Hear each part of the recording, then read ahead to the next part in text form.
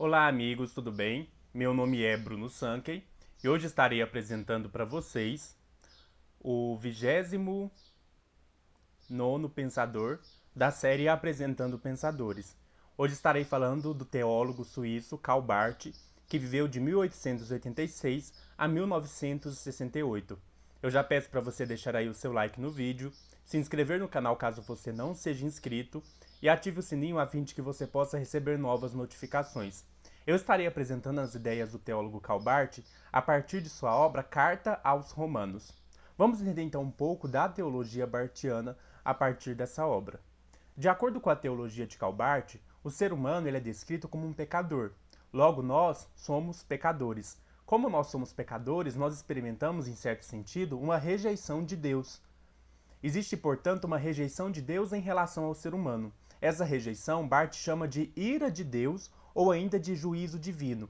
Um outro termo que ele vai usar para falar da rejeição de Deus em relação aos seres humanos é a noção de um não de Deus. Então, como nós somos pecadores, nós sofremos uma rejeição do divino e essa rejeição, portanto, é o não de Deus.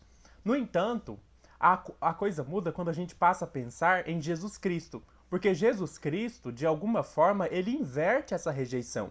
Se antes Deus expressava seu julgamento por meio de sua ira, o seu não aparece agora, a partir do seu não, agora aparece Cristo, que é o verbo encarnado de Deus. O verbo encarnado de Deus, que é Cristo, ele representa o sim. Então, assim, se no primeiro momento a gente tem um não de Deus, porque nós somos pecadores, por meio de Cristo, nós somos aceitos de volta. E essa aceitação, então, ela é o sim de Deus. Então, Cristo, ele meio que inverte. O não de Deus se transforma no sim de Deus.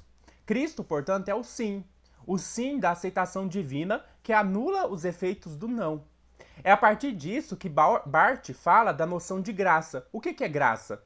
Graça é o relacionamento de Deus com o ser humano, com Deus que diz sim. Então a gente pode entender essa aceitação divina como graciosa. É a graça de Deus que aceita os seres humanos.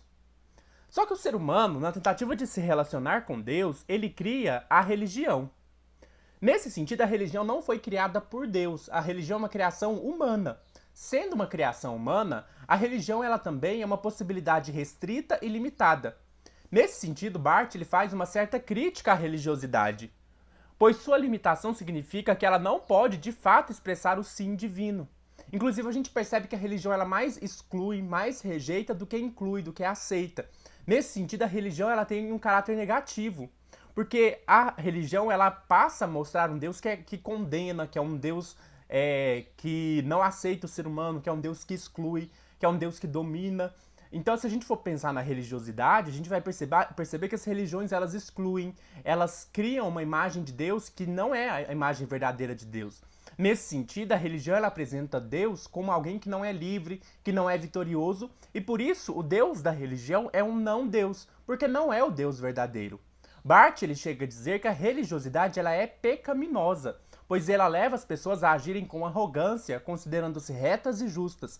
Se a gente for pegar pessoas religiosas, a gente vai perceber que muitas das vezes os religiosos eles se acham santos, eles se acham justos, eles se acham especiais. E esse tipo de arrogância não combina com a noção de uma humildade perante Deus. Por isso a religião ela é pecaminosa.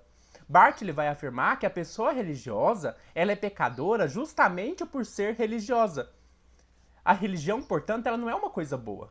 Para Karl Barth, ser religioso significa ser uma criatura despedaçada, que está em desarmonia consigo mesmo e sem paz. Só a gente pensar o quanto a religião produz culpa, o quanto a religião produz autocondenação, o quanto a religião leva as pessoas a se sentirem presas, culpadas. E nesse sentido, a religião ela não liberta, mas ela aprisiona.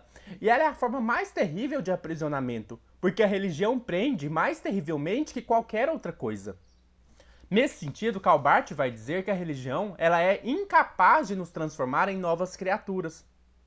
Em oposição à religião, nós temos a ação do Espírito Santo.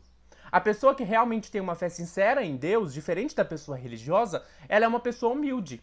E o único que pode produzir essa humildade no coração do indivíduo é o Espírito Santo. Nós podemos pensar o Espírito Santo como o absoluto, no qual todas as contradições desaparecem, no qual não existem mais antinomias. O Espírito Santo, para Calbart, ele não é nem racional, nem irracional, mas ele é o logos, a origem e o fim, tanto da racionalidade quanto da irracionalidade. Para finalizar, a gente pode falar da doutrina de Calbart sobre a predestinação. Como que Calbart entende predestinação? Calbart, ele rejeita a ideia muito pregada por boa parte dos calvinistas de que Deus teria escolhido algumas pessoas para serem salvas e rejeitado outras. Então, na doutrina tradicional da predestinação, Deus ele escolhe só um grupo seleto para ser salvo e rejeita o resto da humanidade.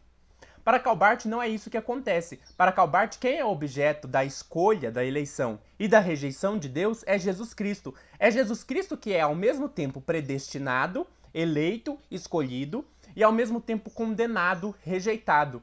Porque Jesus ele encarna a rejeição, ou seja, o não de Deus, quando ele sofre a condenação na cruz. Ele recebe ali a ira de Deus na cruz e, portanto, ele recebe a condenação, a rejeição. Mas, ao mesmo tempo, Cristo recebe o sim de Deus, a aceitação de Deus, na medida em que é por meio dele que Deus revela a sua graça.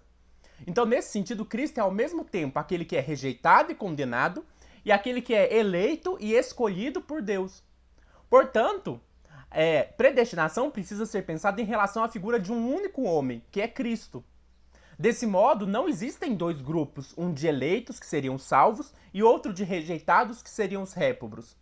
Mas há um homem, um único homem, que é o único eleito e o único que é rejeitado. É assim que Calbart pensa a doutrina da predestinação. Essa é a apresentação das ideias do teólogo Calbart. Eu espero que vocês tenham gostado. Peço novamente, ou relembro novamente para vocês deixarem um like no vídeo, se inscreverem no canal caso vocês não sejam inscritos, ative o sininho para novas notificações, deixe aí um comentário falando o que você achou do vídeo e compartilhe o vídeo com seus amigos. O próximo pensador a ser apresentado será Karl Marx. E eu espero vocês até a próxima semana apresentando o próximo pensador.